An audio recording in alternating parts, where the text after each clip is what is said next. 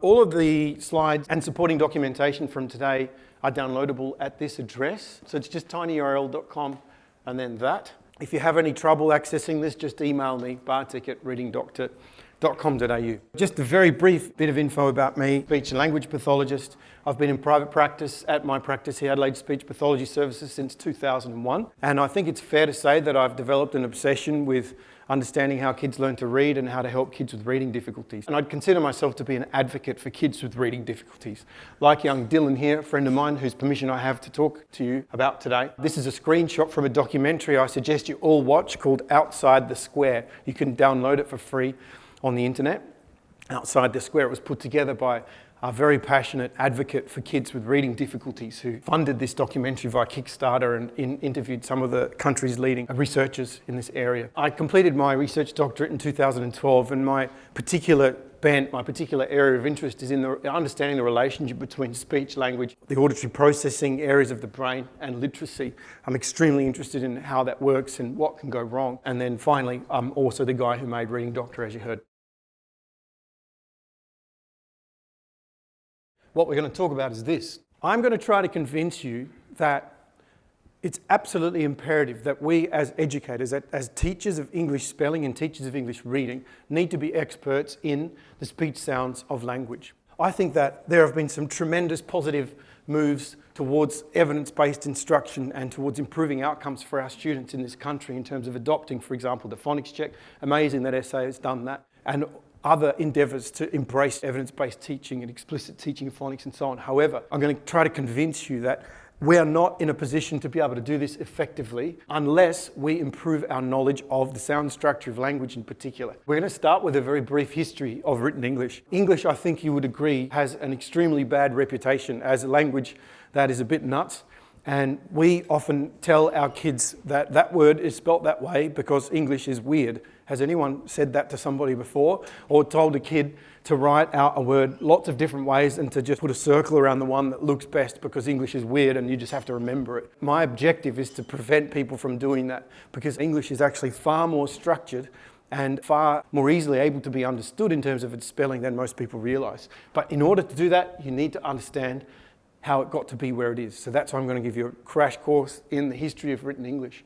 Secondly, we're going to talk about the reading and spelling process and which skills are fundamentally important in the acquisition of reading and spelling ability and how that relates to an understanding of the speech sounds in the language. Next, we're going to talk about the code in the language itself. Being able to understand and crack this code in written English, especially as a teacher of English spelling and English reading, requires a very deep understanding of the speech sounds of the language. Then we're going to talk about reading and spelling difficulties. Understanding reading and spelling difficulties also requires expert knowledge in the sound structure of the language. And finally, we're going to talk about evidence-based teaching of reading and spelling, that it's impossible to use an evidence-based approach to the teaching of reading and spelling without the same expert knowledge that I'll describe in the previous section.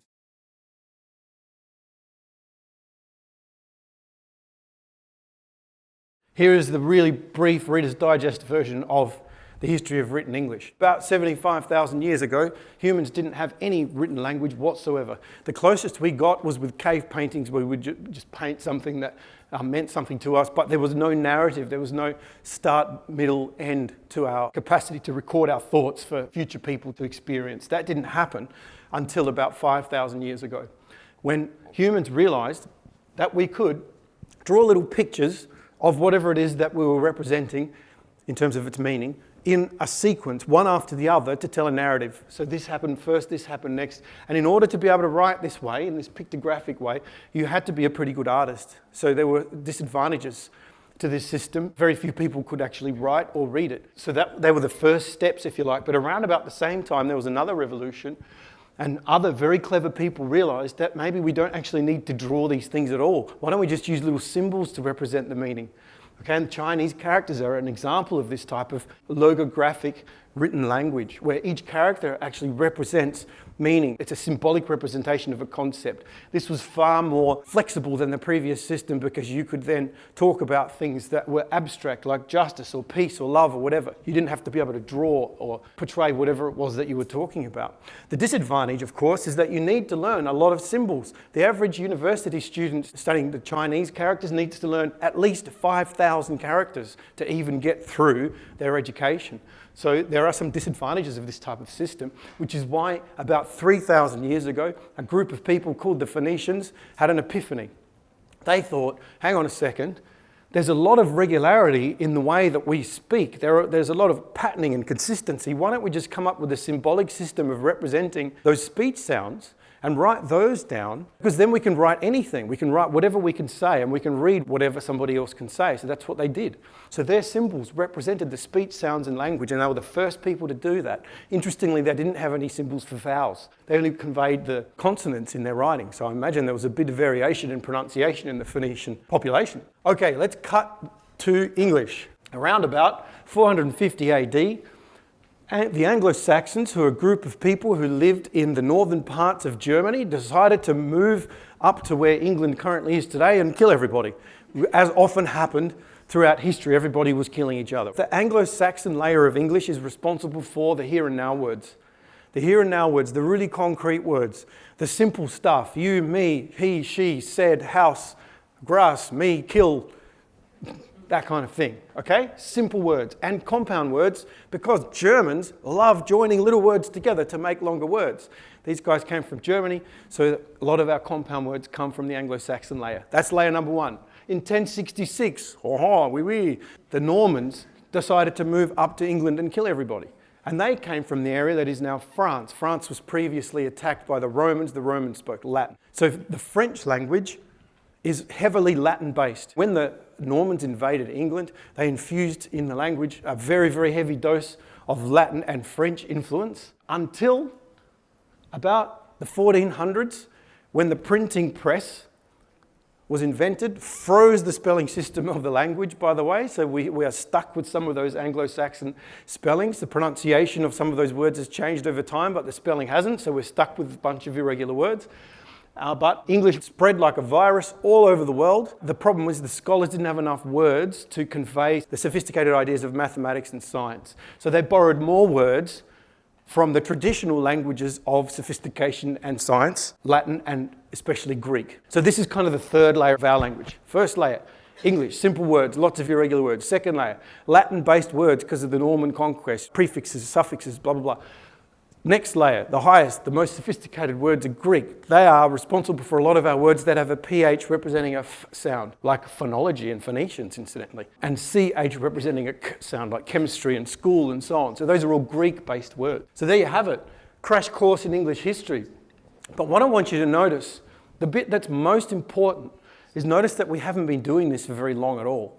We've only been reading and using anything that resembles written language, the way that we use it today, for about 5,000 years. So humans haven't had a chance to evolve brain systems that are specifically evolved for the purpose of literacy, which is why we need to hack the existing systems that we have, the brain systems that are responsible for language processing. We've hacked those systems and imposed on them a new way of representing our spoken language. That's why the transition from oral language to written language is not a natural one, because written language is not natural. Written language is a cultural construct. We've invented it fairly recently. So, for that reason, we need to teach written language in a specific and prolonged way, through direct instruction, through teaching kids the exact skills that they need to learn in order to be really proficient at reading and spelling. Of course, as kids develop their reading and spelling skills, there starts to be this symbiotic relationship between their literacy skills and their language skills, and their language skills and their literacy skills. Language is literacy is language, as my friend and colleague Pam Snow says. So there's an interrelationship between those two areas, and one improves the other as kids improve.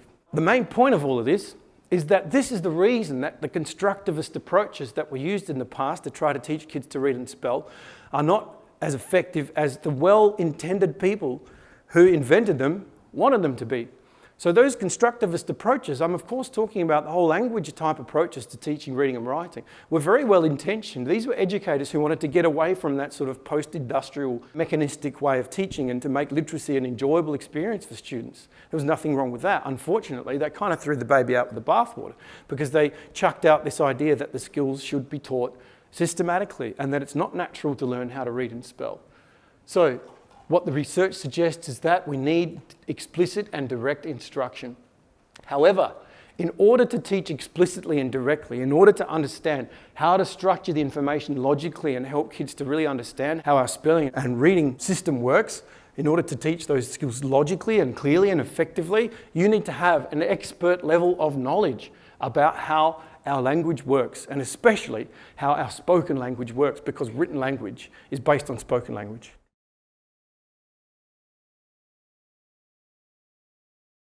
So let's talk about the reading process. Could you please all read this word with me? Go. Okay. English. That was pretty easy. How about this? Can you please all read this?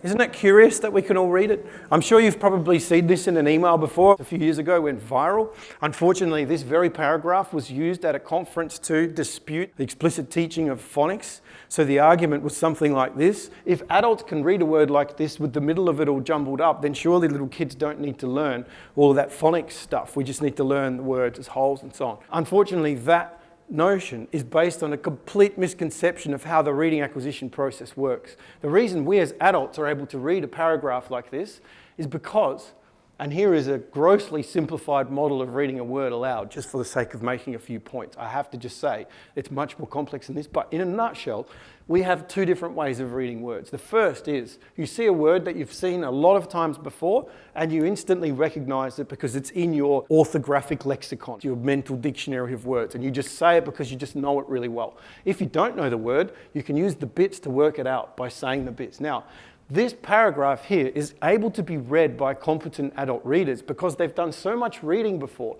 that they've got a whole lot of these entries in their mental dictionaries, if you like, that are quite well established, and we are good at filling in the gap. If there's, I guess, a slightly distorted message, then our brains fill in the gaps and make up the spaces for us. So you need to have seen the word according a lot of times in order to be able to read it effortlessly like that, even though it's jumbled up. Beginning readers can't do that. A highly competent beginning reader will try to read this like this. What language is this? Here are some more words. Can you please all read this word for me? Ready, go. Pretty much everyone said splortha. I'm guessing nobody's seen this word before because I made it up. Not a real word, it means nothing. And the way we all read it, whether we're aware of it or not, is we looked at the bits, splorth, join them together, splortha. There's no other way to do it. You have to look at the bits, join them together, say the corresponding speech sounds, or at least be aware of them. Blend the word as we say, so join it and then say it. Here are a few more of these made up words for you guys to try. Can you all please read these words with me? What's this one? Stryther. I'm going to tell you a lot of information about the relationship between the speech sounds and the language and the spelling system today, but I don't want you to feel like you have to remember it all. This session is an introduction and an invitation for you to pursue this knowledge in great depth. I'm inviting you to passionately embrace teacher training when it comes to understanding this information. It takes years to get very, very good at it, and treat this as an introduction to do so. So don't worry if you don't know some of the answers. So this is the word bloge. Nobody said bloage. Why not? What does GE represent in English?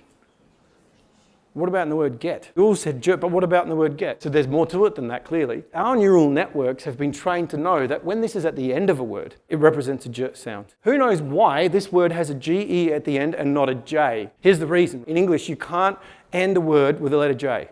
You can't. It's illegal.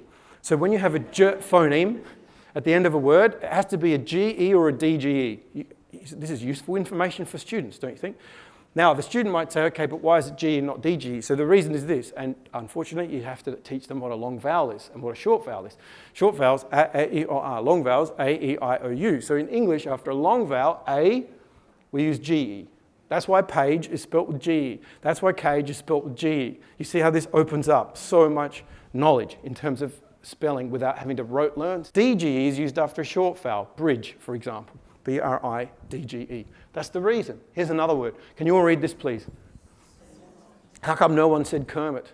Okay, so in English, letter C followed by I, E or Y represents a S sound and not a K sound. And yes, those words come from a French background. It's also why Kermit the Frog is not spelt with a C, otherwise he'd be Sermon. If I chop off the E, what would that say? What about with the E? So the E influences the representation of the phoneme by this letter. So it goes from O to O. One more. What does this one say? Pretty much everyone said float. I heard somebody say flocked. If it was flocked, there would be a C in here. What about real words? So those are made up words. Let's try working out some words that are probably unfamiliar to you because they're really long and complex and unusual. Here's the first one. What does this say? Most people said batrachophagus. Some of them said batrachophagus. What if I told you this word comes from the Greek language? So what does that tell you about how the CH will be pronounced? It's a K, because in the Greek background words in English, CH represents a K. The word for frog in Greek is vatrakos. See this? Vatrakos. So that bit means frog. It comes from Greek. Now I'm a speech pathologist, so I know that this bit here means throat or swallow, like dysphagia or esophagus. Can you see that phagus bit? That means swallow. So what does this word mean, do you think? So you combined your knowledge of letter-sound relationship with a bit of knowledge about what this means about the origin. It's a sciencey word. Obviously, I told you that that means frog. And you get pretty close to the meaning. So you put all those skills together, and it's a pretty powerful self-teaching tool for learning new words. What's this one? Rhino means nose. Till means dig. Exo means out. Mania means extreme enthusiasm. So what does rhinotolexomania mean? Compulsive nose picking. So we are here to improve the outcomes for all of the rhinotolexomaniacs in our classroom. Here's my favorite word. I want you all to read this. Please read this out loud. It's going to be hard for everyone. So please read it out loud. Go.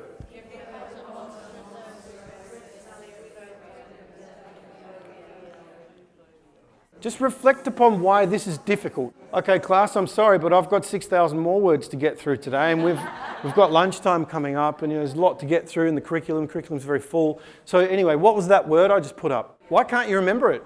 Give me a reason. Too long. Unfamiliar. Too long, unfamiliar. It's a new word. Not enough repetition. No modeling. All of these are great reasons. Here are a few more. By the time you get to the end, what happens? You forgot the beginning.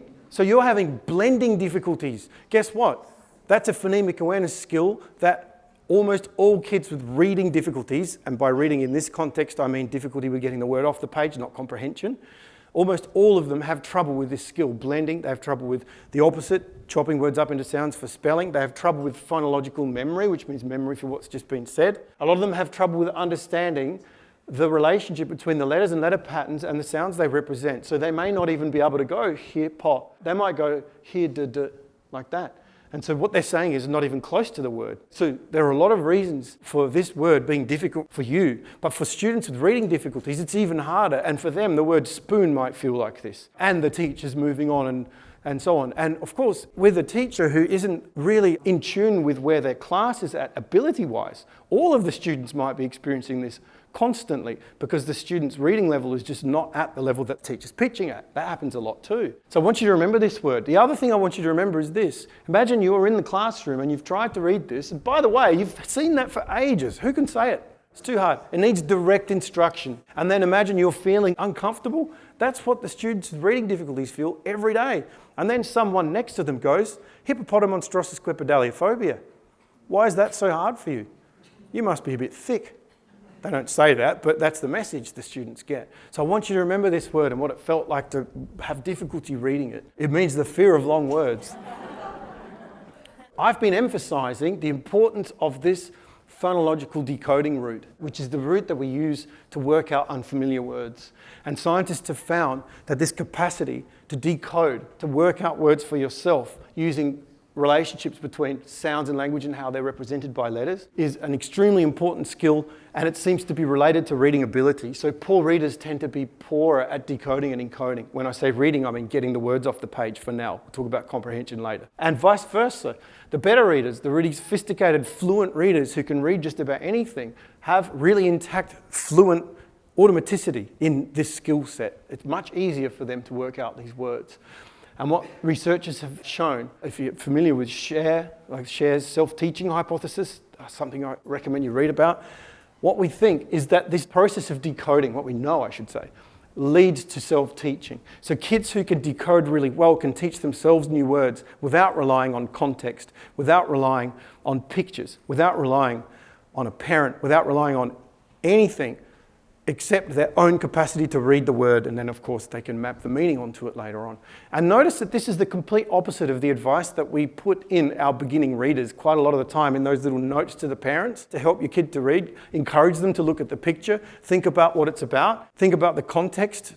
All of this is terrible advice. It's completely contradictory in terms of what the scientists are telling us we should do, which is teach the kids the beginning decoding skills in a structured way in the classroom. Don't send books home to them that they are supposed to read by themselves unless you've pre-taught those particular skills. You can still stimulate the language skills. What I like to do, I get 2 books. One, I send home at the student's decoding level. The other one is at their vocabulary level. So Dylan, the guy at the beginning, was the kind of student who would have a science fiction novel read to him by his mum. We actually did this for his language skills, but he was actually reading Fitzroy readers at age 12 because that's where his decoding was at. So you need to think about these skills separately until they are on par with each other. So decoding is effective self-teaching. And for most kids, learning to read means mapping the orthography, the new visual representation of language, onto their pre-existing, usually strong, in most kids' case, speech and language skills. Of course, that's not true for all kids. Some kids have language difficulty. Some kids have an ESL background, gets more complex. But for most of them, we're trying to bridge that gap between spoken language and written language. And at the beginning of that process of learning to read, there's a huge discrepancy, and we're trying to bridge it. According to the simple view of reading, reading may be defined as the product of decoding and language comprehension. There's a multiplication sign in there because if either of these is equal to 0, then reading doesn't happen. There is no reading. You need both. And what researchers have found is that reading comprehension depends on language comprehension, which incidentally is synonymous with receptive language and listening comprehension. They're the same, just synonymous terms. Language comprehension, receptive language, listening comprehension all just mean your capacity to process spoken language. So reading comprehension depends on this skill, and it depends on your ability to get the words off the page. If either of those are in deficit, then you're going to have trouble understanding what you read. Now, I'm not talking today about reading comprehension because that's not the purpose of the talk, but I just want to stress that all of these language skills are as important as the word recognition skills, background knowledge, vocabulary. All of those language skills that kids bring to the task of reading are super important for reading comprehension. But if you can't get the words off the page, there will be no reading comprehension either. In order to teach this side of the equation, you must have an expert level understanding of the speech sounds in the language.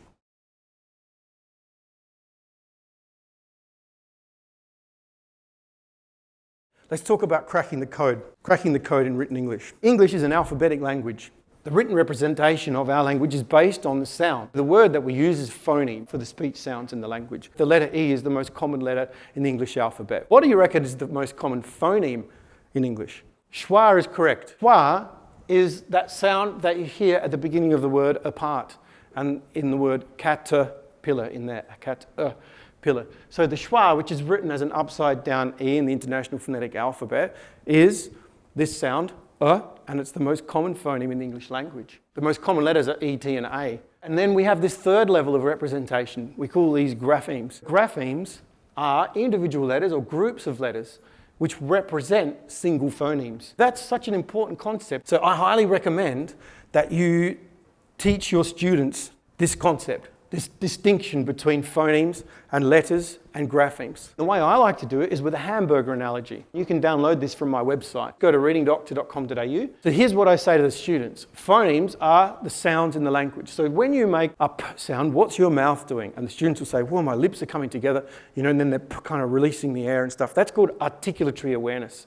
Articulatory awareness means teaching students about how sounds are made with the mouth. And there's a relationship between articulatory awareness and reading difficulties. Kids with reading difficulties tend to have poorer artic awareness.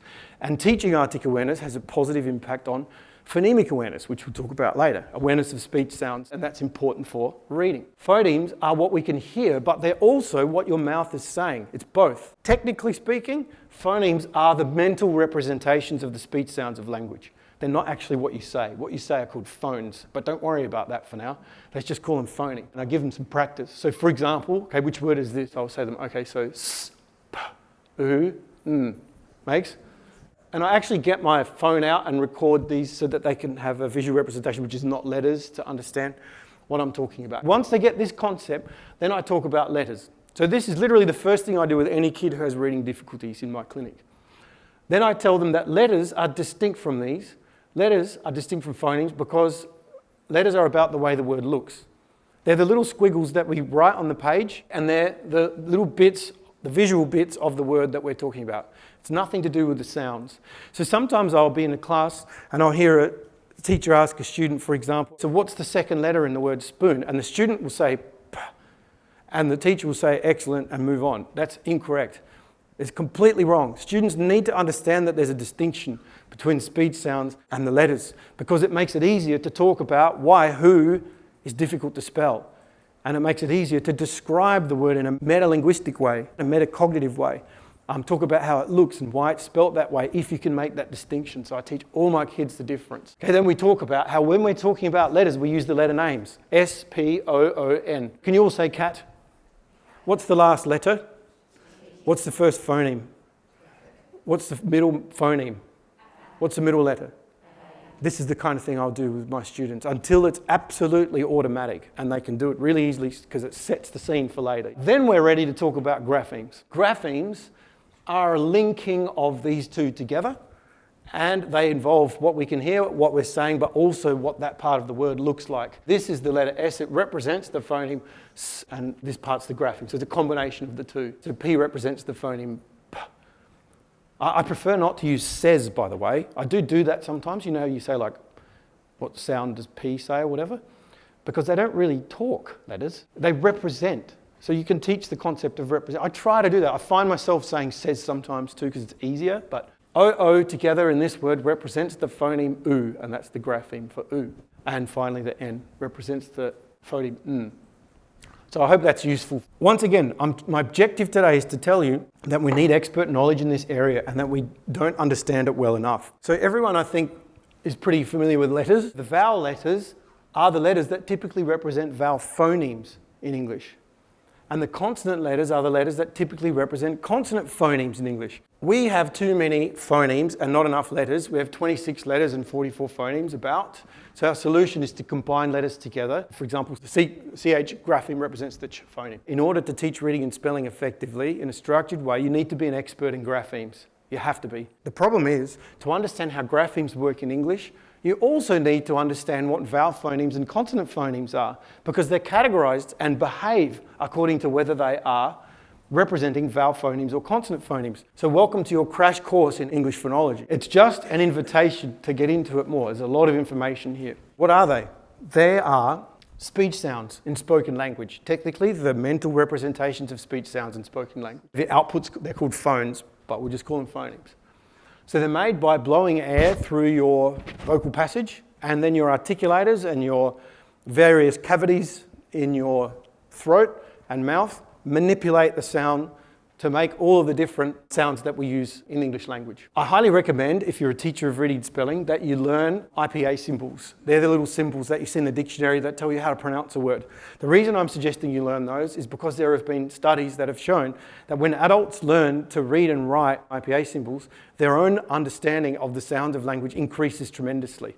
It has a really positive impact on your own phonemic awareness. Let's talk about consonant phonemes. So consonant phonemes are created with a degree of obstruction by the articulators. What I mean by that is something closes or something touches. For example, when we articulate a p sound, obviously the lips are touching. When you do a t phoneme, then the tip of your tongue is touching that area just behind your top teeth. Okay, so that's what I mean by obstruction. And I've written closed-ish mouth because there are a few consonant phonemes where the mouth is not quite completely closed. Like, for example, when you make a w sound, like in wet, your lips come very close to touching, but not quite. But mostly there's a degree of obstruction. Consonant phonemes are either voiced or unvoiced. So here is a good way of learning about what that means. So put your fingers on your larynx, on your Adam's apple, and just say s. And now just say z. The reason it's buzzing is because when you make a z sound, what you're doing is turning your voice on. Otherwise, your mouth is actually doing the same thing. So if you do a s, z again, and just notice what your tongue is doing, because it's actually the same for both of those. S, z. The difference is that one has the voice on, one has the voice off. So the z has the voice on, the s has the voice off. That's called voicing. And voicing is very important in phonology and very important in the teaching of reading, as I'll demonstrate in a second. We also talk about the place of articulation. That just means where this obstruction occurs. So with a p, it's bilabial, two lips, so there's an obstruction at the lips. If you do a t sound, then it's alveolar, which is the alveolar ridge is that little bump behind your top teeth. So we call that an alveolar place of articulation. Finally, we talk about the manner of articulation, which just means how the sound is made. So it can be a noisy sound like a s, or a not noisy sound like a w or a y sound, etc. Here is a very, very quick summary of all of the consonant phonemes in English. I've color-coded them. This orangey color is the voiced ones. The blue one is the unvoiced phoneme. P. Can you hear? That's not an unvoiced sound. That's a voiced sound because followed with an which is called a schwa in English. That's that most common vowel, most common phoneme in English, the sound. So this is an unvoiced sound. You have to whisper it p, like that. What's this one? So they're bilabial and they're called stops, okay? Because you're stopping the airflow and then letting it out again. These ones are the alveolar stops. Not t, it's t. The reason it's important to pronounce them correctly is because what sounds more like the word we're trying to read? Ready? K-at or k-at. Hopefully I don't have to do any more convincing than that. It's super important to pronounce the phonemes correctly because if you teach the kids to say them correctly, when they're trying to read a word they don't know, they'll say something that sounds more like the word they're trying to read. Makes sense, I think. These ones are called nasals. I'll demonstrate why. Can you please all block your nose and then say as loudly as you can? They're all nasals. They all do that same kind of thing. Incidentally, this is not ng. Please don't teach kids that ng represents ng or nk. It's just a ng sound. It's made at the back of the throat. It's a nasal. Fricatives, one of my favorite words. They involve a turbulent airflow. Labiodental means lip teeth fricatives, made with the teeth and the lips, funnily enough. And this one is v. These ones are interdental, so between the tongue. These ones are called affricates. So you stop the airflow and then let it go quickly. These ones are called glides. The reason they're called glides is because they glide really easily into the vowel that comes after the consonant. So when you say yo, notice there's no distinction between the two. They kind of transition from one to the other, and it's the same thing with were. So that's why they're called glides. This one, by the way, is unvoiced. It's not her, it's at. Sounds more like hat than her at. Same reasoning as before. Finally, we have liquids. The way I remember these is a little stream of water and there's a rock in the middle, and as the water goes towards the rock, it hits the rock and flows around the rock. So when you're doing a l sound, feel the airflow hitting your tongue and then going around it. That's how I remember what a liquid is. And finally we have the which is also called a liquid. So again, you don't have to remember this. It's just to give you a flavor for this, but also notice how structured, how ordered this system is. If you've never seen this before, I think it's quite interesting that we have such a systematic way of producing our consonant phonemes in the language. You can see we've got voiced, voiceless pairs. We also go from front to back this way. Incidentally, that's the way speech sounds develop. They go from front to back, interestingly, which is one of the reasons that mama and papa are said the way they are, because they're said with those front sounds for little kids to be able to say them. How do we spell these consonant phonemes? Obviously, there are the common ones. Letter P represents P, letter B represents B, etc. They're just a single letter consonant graphemes. These ones are called consonant digraphs. Di means two, graph means picture. So a digraph is a grapheme which contains two letters and represents a single phoneme. In this case, a consonant phoneme. So the consonant digraphs, some examples are CH representing ch, TH representing th. In the word right, WR is a consonant grapheme. In English, WR words that represent a phoneme are always used in words that have something to do with twisting. Like, for example, wrist or right or wrestle or wriggle, etc. So that's a good way to help kids remember which one to use when. These ones are called consonant trigraphs. Tri means three, graph means picture. So they're three letters that represent a single consonant grapheme. TCH represents the phoneme ch. DGE represents the phoneme j. In the word bridge, why do we use DGE and not GE? The answer is, it's because it's a short vowel, I.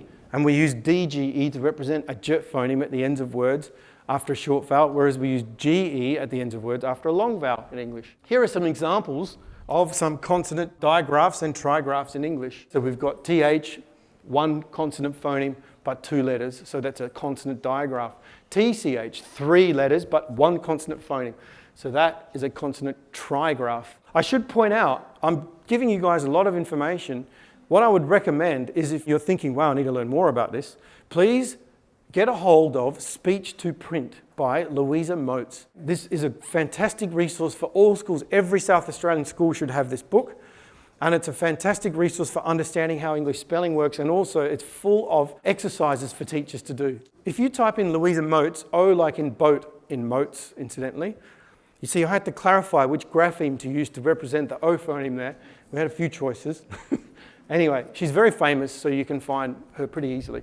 So Louisa Moats, Speech to Print. There's another book called Words. It's got a subtitle, An Integrated Approach to Reading and Spelling Instruction Based on Phonology by Marcia Henry. That book is also fantastic and a good summary of some of this stuff I'm talking about. So Marcia Henry, M-A-R-C-I-A. These are consonant digraphs and trigraphs. They are not blends. Quite often, when I talk to people about teaching reading, they'll be calling these patterns blends. They're not blends. Blends are something else. Blends are groups of letters that represent multiple consonant phonemes. For example, in the word splash, the S represents a, the P represents a, the L represents a L, 3 separate phonemes. So that's called a blend, consonant blend. So please don't confuse the terms. They're graphemes, which can be digraphs or trigraphs.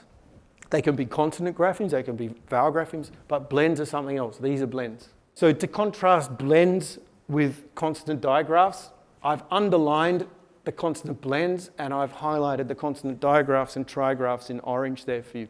Let's talk about vowels. So vowel phonemes are produced in a different way to consonant phonemes. They are always produced with the voice on. Remember with consonant phonemes, some of them are produced with the voice off. So with vowels, the voice is always on, and the mouth is always open. In the consonant phonemes, there's a degree of obstruction. So with vowel phonemes, the mouth is open, voice is on. This is why vowel phonemes are louder than consonant phonemes. They carry more acoustic energy.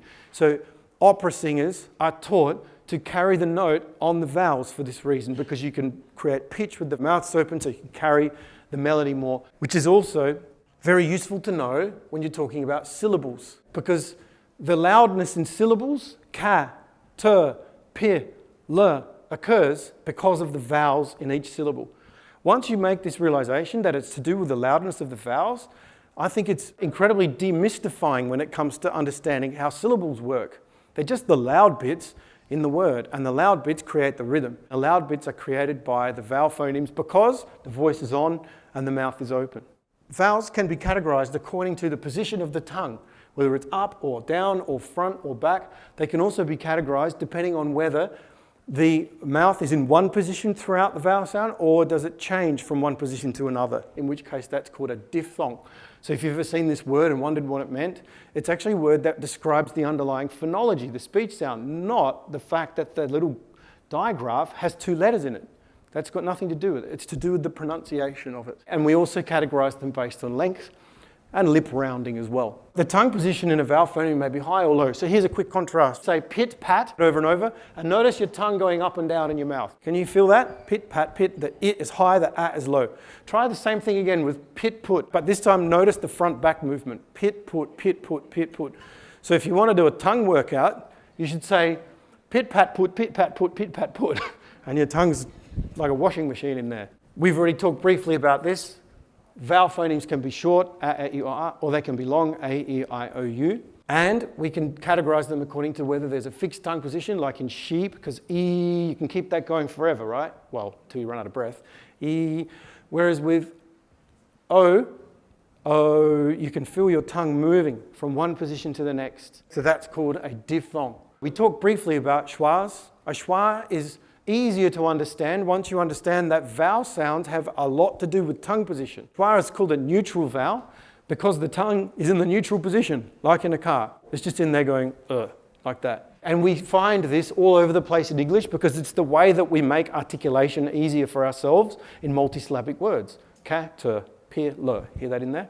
It's easier to say caterpillar than to say caterpillar. That's why unstressed syllables contain these schwas. They're easier to pronounce. Here is a vowel chart.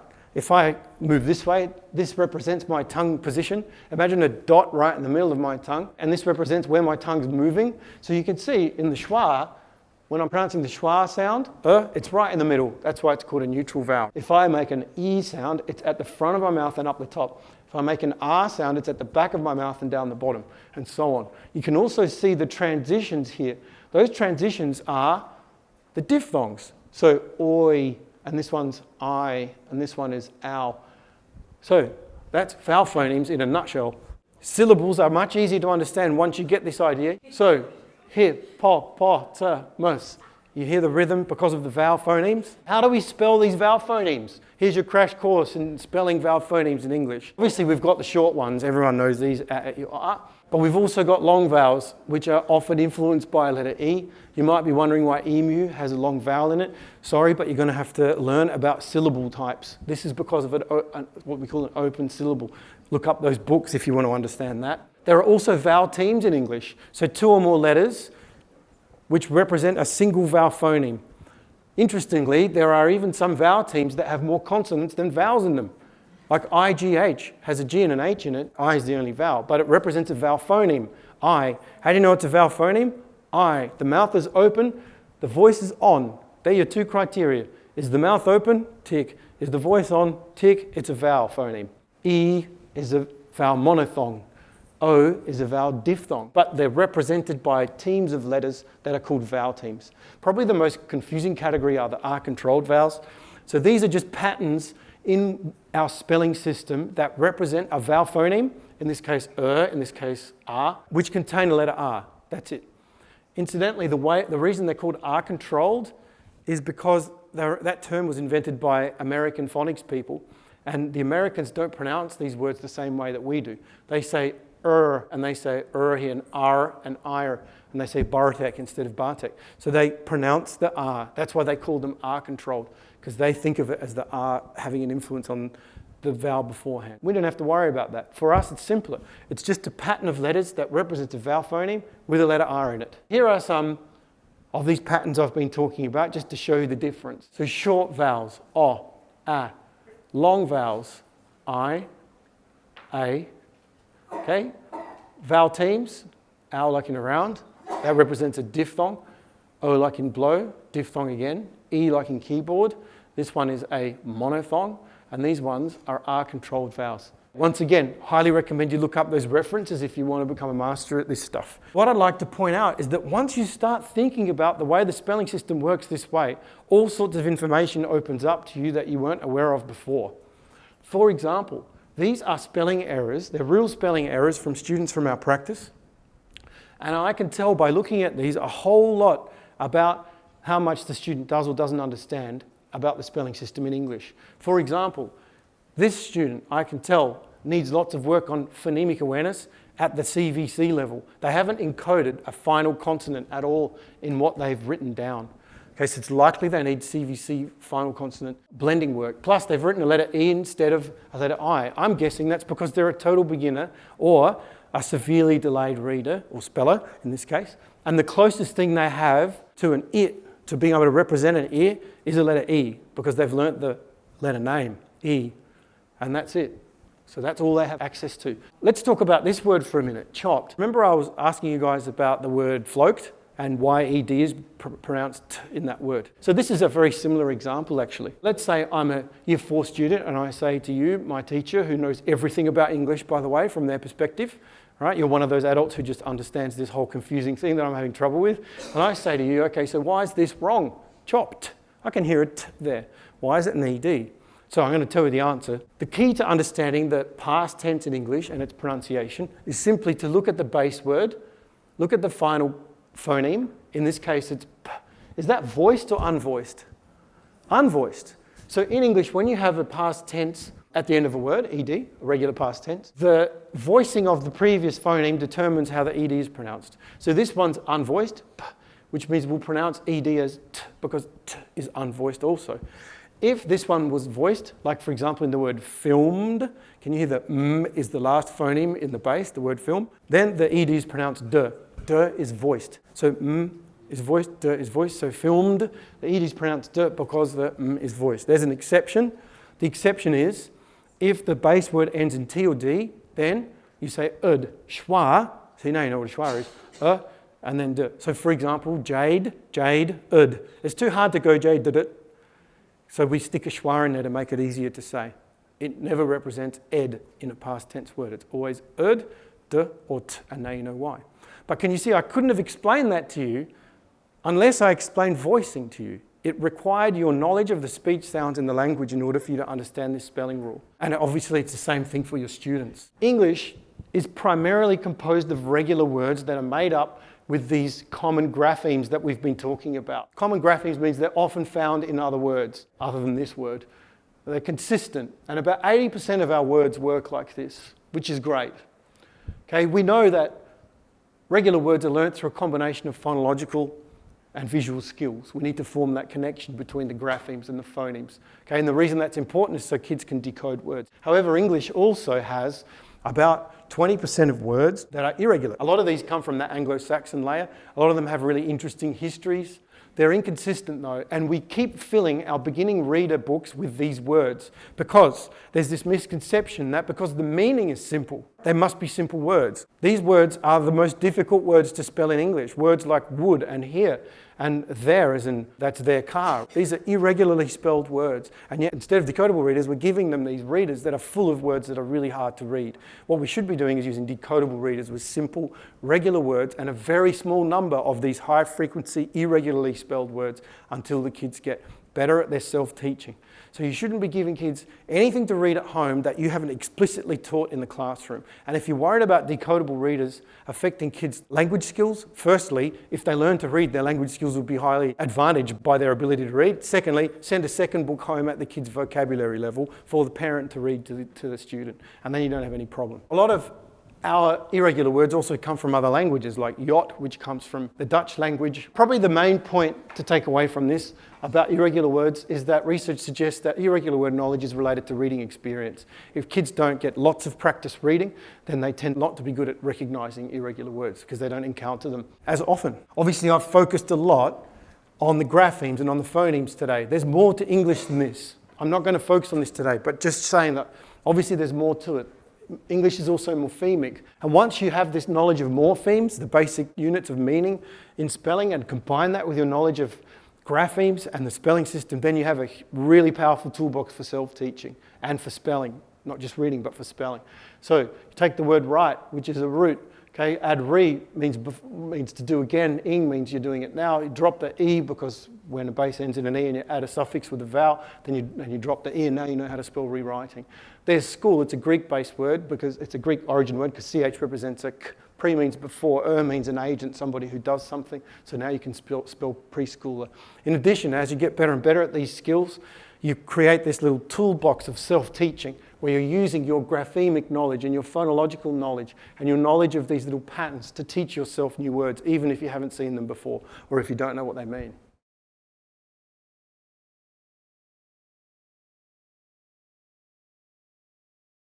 The knowledge of the speech sounds in language, your understanding of the phonology of language is also absolutely crucial, not just for understanding how spelling works and being able to teach it logically, but it's especially useful for helping kids with reading and spelling difficulties. In a nutshell, we still have an unacceptably high number of kids who don't have adequate reading and spelling ability in our country. Billions of dollars have been spent on this by our government. Our government knows this is a huge issue, but Australia is still lagging behind. The first international measure we participated in terms of reading ability was in 2011. We ranked 27th out of 45 countries and we were the lowest of all the English-speaking nations. We have improved. In 2016, the same study was repeated and we had moved up. We are now the second lowest out of all of the English-speaking nations. And our highest performing students have shifted up, but unfortunately, our lowest performing kids have plateaued.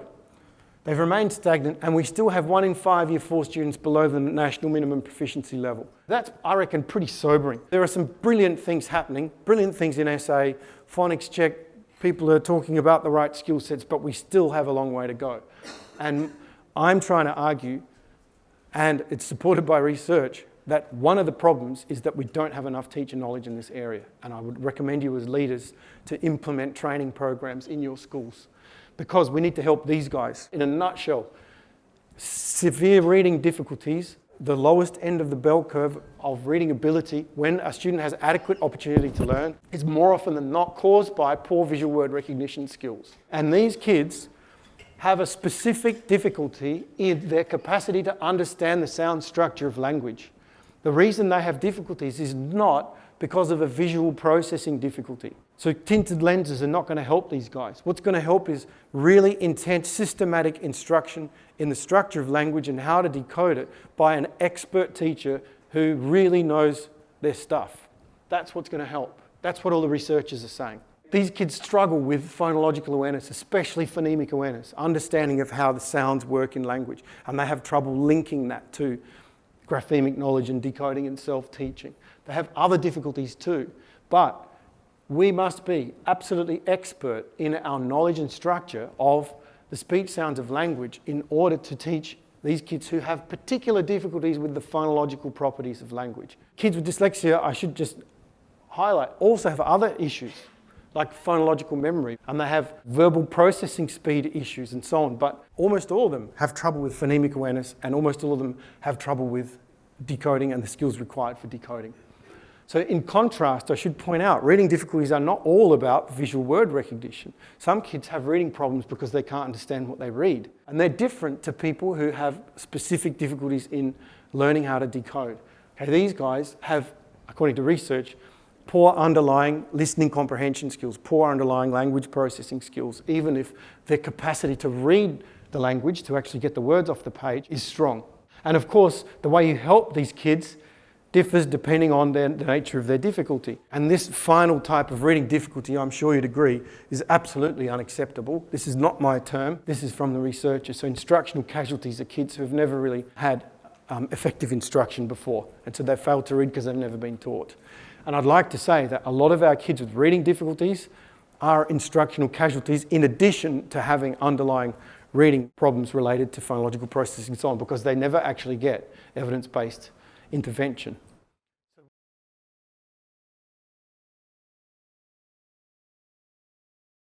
So we've got a lot of work to do. And what the researchers suggest is that we need to use a very systematic, very direct, very explicit way of teaching these skills. We need to focus on phonemic awareness, phonological processing, especially phonemic awareness and grapheme knowledge, and combine that with instruction in language skills to improve reading comprehension. So of course, I'm not arguing for the idea that phonemic awareness and phonics are the be-all and end-all of reading. That's not what I'm saying. But our researchers, in fact, this reading researcher, Jen Buckingham, who's recently said that in Australian education, we teach these areas in homeopathic doses. For a leading expert to be saying this about our education system, I find to be quite devastating. And the key to improving this, I think, is teacher training. People don't know what they don't know, and we need to make a difference there. This is not news, that is new. So what I'm telling you is consistent with 3 national inquiries into the teaching of literacy in 3 different countries. And all of the recommendations emphasise the need for explicit and systematic instruction in the code basis of the language, and that teachers require expert knowledge in the speech sounds of language in order to be able to teach these skills effectively. You hear a lot about synthetic phonics and how we need to use a synthetic phonics approach to teach kids to read. Teaching synthetic phonics requires in-depth knowledge of English phonology. It's impossible to teach it effectively without that. And so you might be ticking the boxes and saying that you're using a phonics approach at school, but unless your teachers have an in-depth knowledge of how the speech sound system works and how it relates to spelling, it's unlikely that that approach will be efficacious. To conclude, we still have a long way to go in the Australian education system. As recently as 2013, our researchers were saying statements like this, that the highly robust scientific evidence in reading instruction hasn't been implemented in classrooms. And as recently as 2015, Pam Snow, my colleague and friend, stated at our keynote at the Speech Pathology Australia conference that none of the states or territories have implemented the recommendations from the National Inquiry. So that's very recent. So we still have a long way to go. But I'm really, really optimistic because I present to groups like you guys really regularly, and there is very little resistance. Everyone is hungry for knowledge. Everyone wants to improve outcomes for their students. So please think about teacher training and teacher knowledge in the area of expertise on the speech sounds of language.